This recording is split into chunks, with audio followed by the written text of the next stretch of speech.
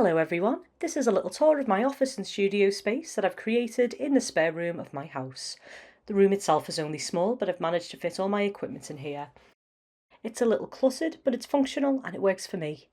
We moved into this house about 3 months ago and I decided then that the walls should be pink, just to help lighten everything up. I've also painted a wall black because I thought it would be good for photography. This is Fizz. He refused to leave when I asked him to, so you will see him throughout this video. Good job, he's a cutie. This is a large background piece I'm working on for my 2D felt animation that I'm making. It's called Weird Willow, and pretty much everything you're going to see in this video is work that's going towards this project. This is a background that will be used within the animation. These are some very colourful Liverpudlian terraced houses, or Northern English terraced houses. These are my drawers, nothing too exciting here. Got a few prints, stickers, Polaroids on them. Different little things I've accumulated. This bottom one is generally full of clutter. This second one is assorted frames. And this top one is printer ink, different types of paper, and a picture of me and my husband that I need to hang up. This is my scanner. I do only rarely use this for scanning. It's okay for printing off reference images and documents, but I will invest in a high quality printer at some point so I can create and sell prints. This is a mirror I made at a glass workshop that I'd done a few years ago. It's supposed to be a witchy silhouette of me. I might actually make that design into a little logo because it's pretty cute.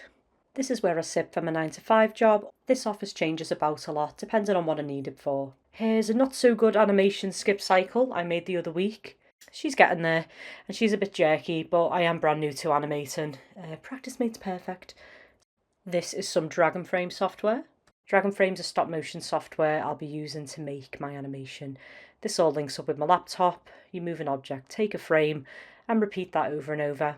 Underneath this is a green screen, so sometimes my desk will be set up for me to sew and make backgrounds and characters, and other times it will be set up for me to animate, depending on where I'm up to and what I'm doing.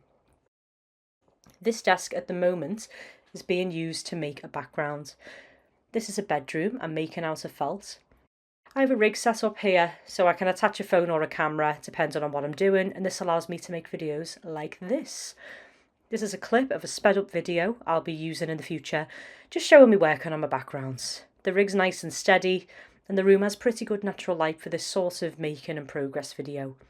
I will also be putting curtains up for when I'm filming my stop motion though, as obviously light for stop motion has to be consistent. So in this video I made a little clothes rail and a couple of pairs of shoes. Later on I also made some little hangers, and next I'll be making some clothes to hang on them. I'm designing and deciding what needs to be in the bedroom to represent the character.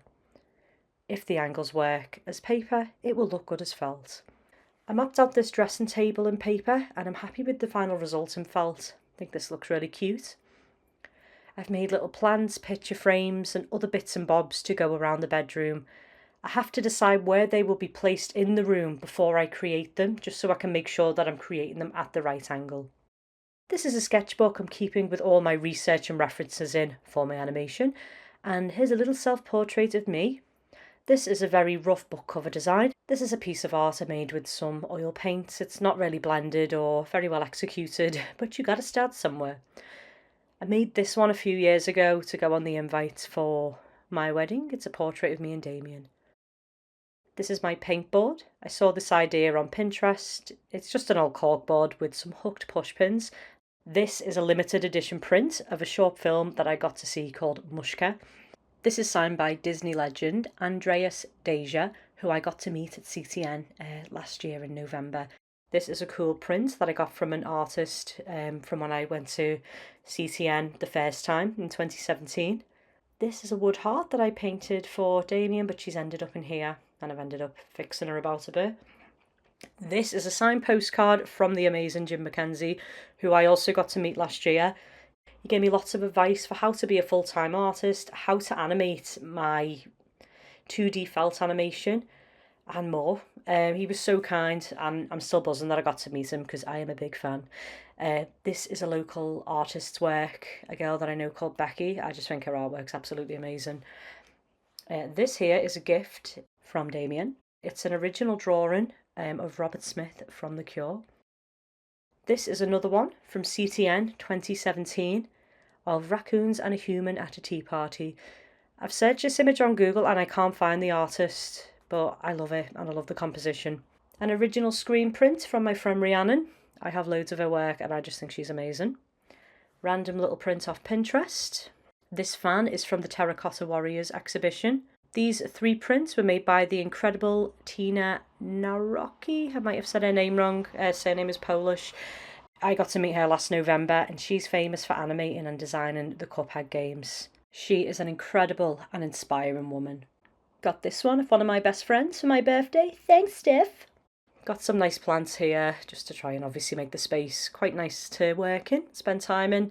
I know it's just houses, but I actually really like the view out this window. My animation's set in Liverpool, so having reference for housing directly outside my window is pretty great, pretty handy. But this is a very bad recording of outside and the weather's a bit rubbish. This is my office key. There will be times when this room needs to be locked to keep out dogs and children.